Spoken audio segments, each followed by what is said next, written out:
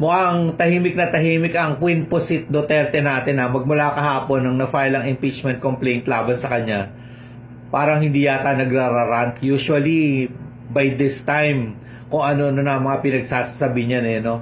Baka may nagpayo na pag nagsalita ng mga salitang may sayad na naman at may tama na naman, ay gamitin pa yon na ebidensya laban sa kanya uli. Kamukha ng mga ginawa niya noong mga nakaraang araw.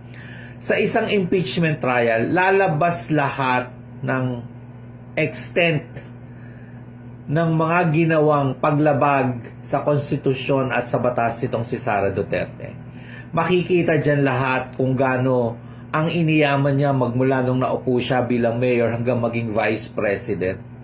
Mabubulat-lat dyan yung mga bank accounts niya kung dun sa mga panahon na nagwi-withdraw siya ng confidential fund